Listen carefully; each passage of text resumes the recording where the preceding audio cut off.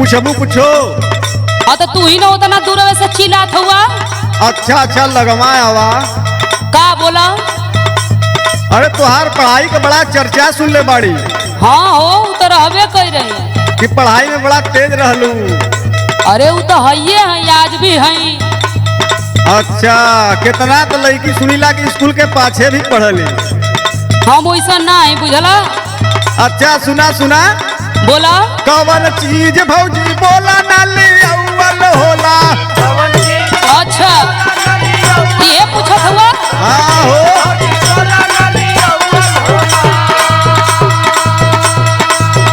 कवन चीज भौजी बोला नाली अव्वल होला। पहले धीरे धीरे हाथ से मिसवा अव्वल होला। कवन चीज भौजी बोला नाली अव्वल होला। टीका कुल पूछत रहो। आहो तोर दिमाग ठीक बा कि ना? एकदम ठीक बा।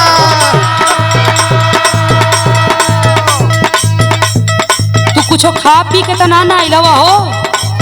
हैं? तोहरे नजर का फेरा गलत हो। तो ई कुल का पूछत रह? काहे से कि बड़ा चर्चा तोहार सुनले हई। तो सुना। बोला बोला। हमके मालूम नहीं थे कौन चीज भी अव्वल होला।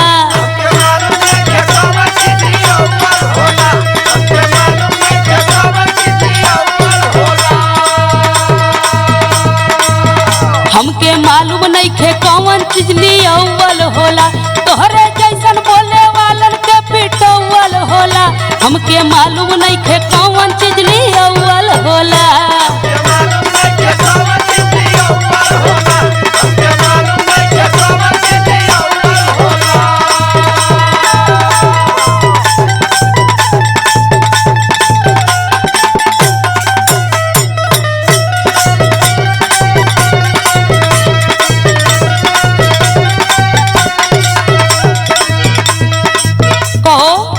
चार लाइन का सवाल का जवाब देलू बड़ा बढ़िया। हाँ लेकिन आगे सुना। बोला। रसे रसे भौजी जब हो जाला मिसौवल। अच्छा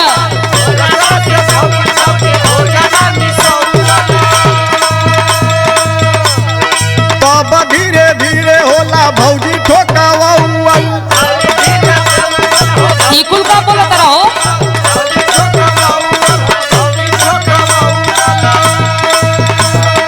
ठोक ठाक गर्दा उड़ौवल होला। कवन चीज भौजी बोला नाले अव्वल होला। देखो तनी होश में कुल बोला।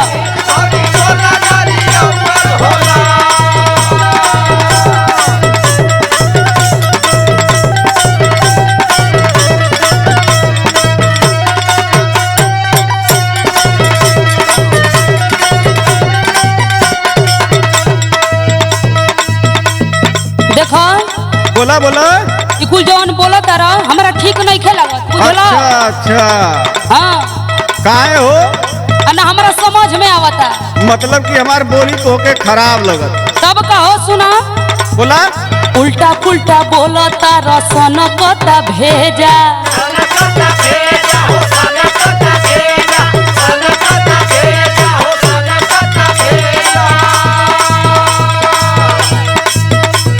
अरे बेसी जदी बोलब तो काढ़ लेब करे जा।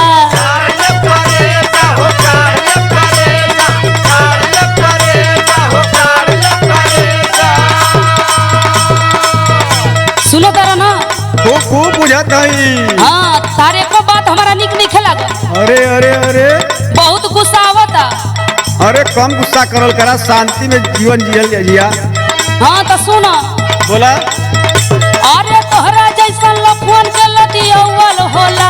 हमके मालूम नहीं थे कौन चीज ली अव्वल होला।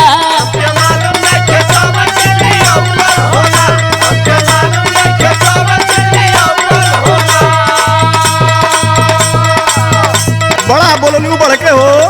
बढ़ के बोला था और नहीं तो का। कम बोला। अरे कम से कम दया कराई संतोष चुन्नी वाले। अच्छा अब प्रीतम बैठल हुए दरिया।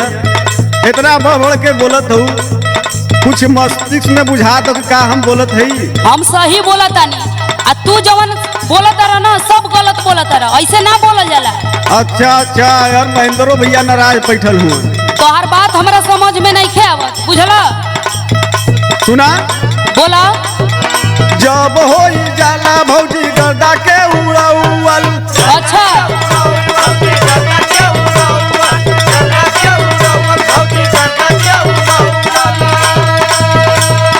तब धीरे धीरे होला आपस में मिलाउल।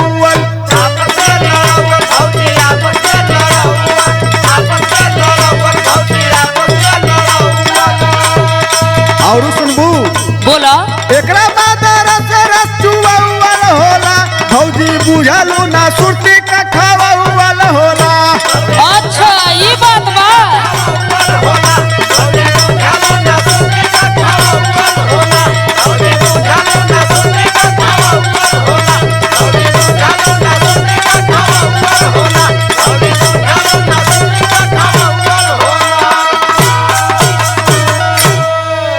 पहले बतावे के चाहिए ना कि सुरती के बात करत हुआ।